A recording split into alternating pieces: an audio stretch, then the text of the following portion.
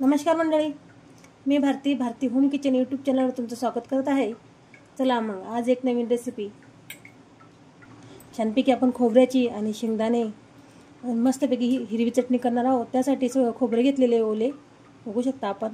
याची आपण मागची पाट पण सोलून काढू शकतो, काळा भाग हा पण मी काही काढलेले ओलं आहे आणि कोवळं पण आहे खोबरं। शेंगदाणे घेतलेले भाजून, हिरवी मिरची घेतलेली आहे, या 2 मिरच्या आहे आणि ही एकच मोठी मिरची घेतलेली आहे। चला मग आपण जर डाळ फुटाण्याची डाळ पसंत नसेल करत तर हिरवी चटणीत आपण फुटाण्याची डाळ, कोथिंबीर, जिरे आपण जे खाऊ शकतो रोजच्या वापरण्यात ती वापरू शकतो आपण। साहित्य आपण ही उपवासाला बनवत आहे म्हणून कोथिंबीर, लिंबू, जिरे आपण स्किप केलेले आहे। आपल्याला आवडत असलं तर आपण खात असलं टाकू शकतो। फक्त आपण प्लस मोडवर आधी खोबरे काढून घेणार आहे मिक्सरमधून, थोडेसे ओबडधोबड काढून घेतलेले आहे। आता यातच आपण शेंगदाणे आणि हिरवी मिरची टाकून घेणार आहे आणि थोडेसे पाणी, जशी चटणीला आपल्याला दळायला लागेल त्याप्रमाणे थोडेसे टाकलेले आहे, लागेल तसे आपण वाढून घेणार पाणी। चवीसाठी मीठ आणि अजून थोडेसे पाणी,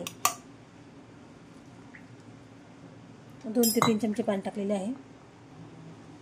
बघू शकता अजून थोडेसे पाणी लागणार आहे। आता पाणी टाकून घेणार आहे अजून थोडेसे आणि थोडीशी साखर टाकणार आहे चमचाभर।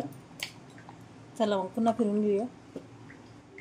बघू शकता आपली चटणी तयार झालेली आहे मस्तपैकी। आपण दही असले तर दही टाकू शकता, माझ्याकडे नव्हते दही म्हणून स्किप केली होती मी। दही असल्यावर एक नंबर लागते चटणी।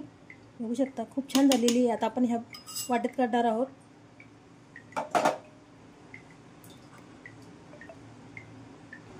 बघू शकता किती सोपी पद्धतीने दाखवलेली आहे चटणी मी, खूप छान होते।